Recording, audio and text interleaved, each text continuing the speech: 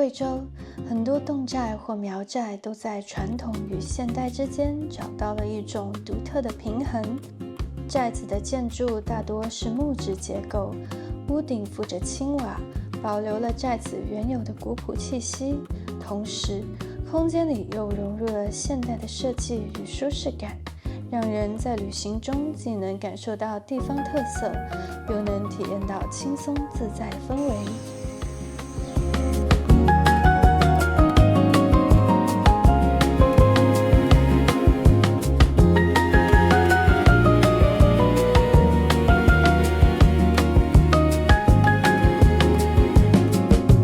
就像我走进的这家咖啡厅，木质结构配上青瓦屋顶，透着贵州当地建筑特有的古朴与厚重感。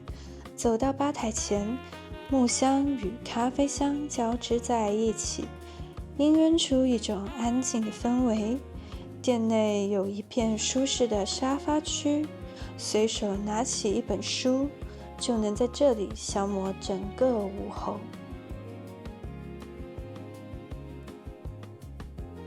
之后我走到木质中视窗的角落，阳光透过格栅洒下来，角落中的藤编椅子带着几分时光慢下来的味道。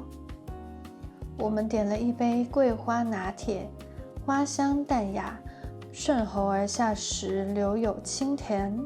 再来一杯酒酿生牛乳，入口醇厚，原来酒酿与牛奶竟是良配，这样的时光让人心情很舒畅。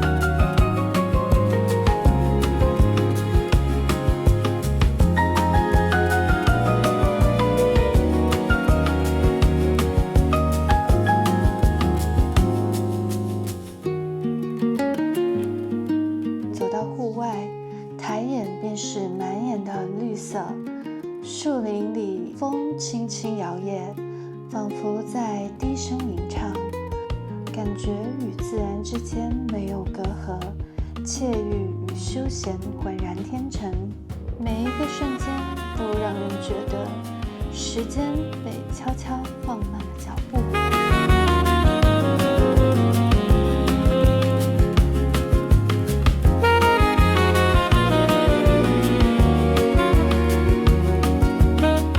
现在我们开始在村里面逛一逛。贵州的村子里有很多古井，井水冬暖夏凉，村里的本地人真的会用井水来冲茶煮饭。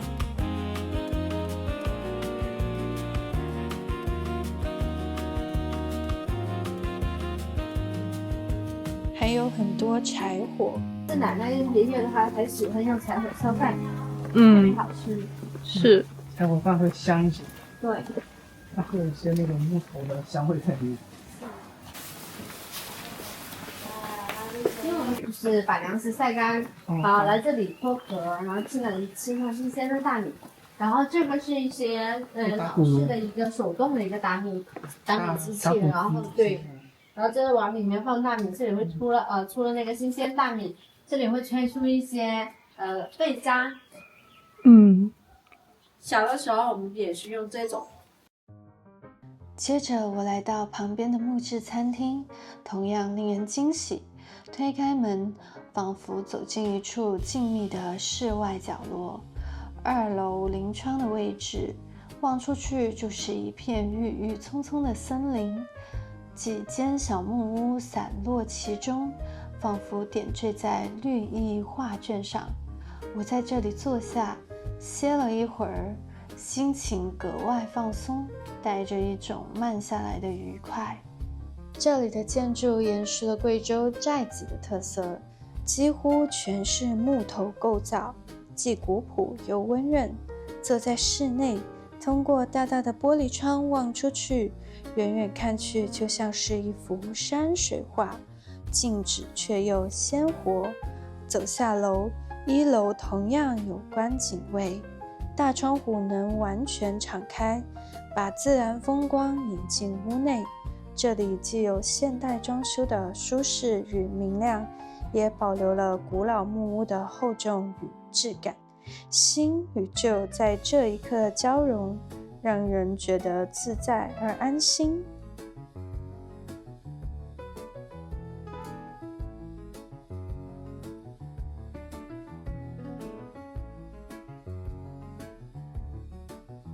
在贵州古老的村寨里，可以看到很多织布机，走在路上，随处可见阿姨们在户外织布。布上的传统图案、色彩和纹样都有着特定的意义，代表着族群的历史、信仰和美学观念。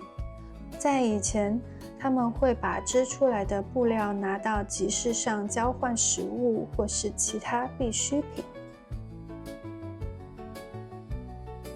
你买了吗？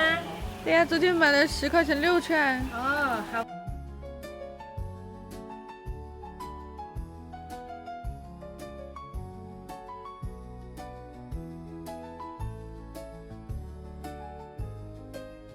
民宿的房间同样延续了这种木质的风格，整个空间都带着温润的木香气息。拉开纱帘，落地窗外就是层层叠叠的梯田和错落的洞寨，景色铺展开来，仿佛触手可及。坐在床边，就能静静欣赏窗外的绿意和村落。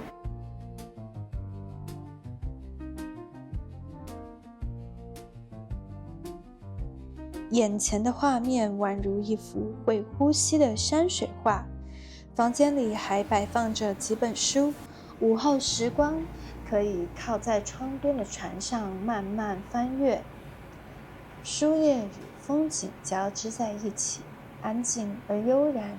也可以冲杯茶或者水，慢慢喝。在这里，设计既展现了贵州的在地特色，又给人一种舒适的现代感，让人真正感受到旅途中的放松与惬意。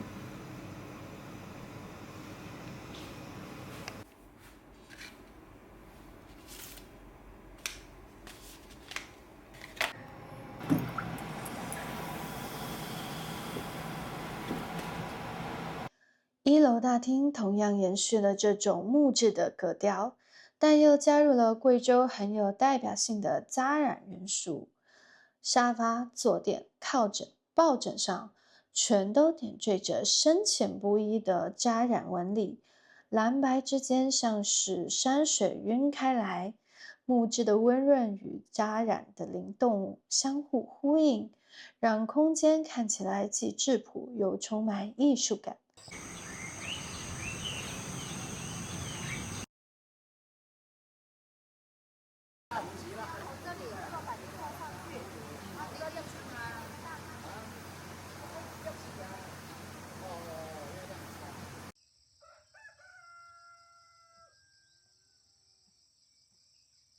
这个是今天早餐，有卷粉，然后豆浆，还有粥、玉米、鸡蛋，还有水果，看过去很丰盛哦。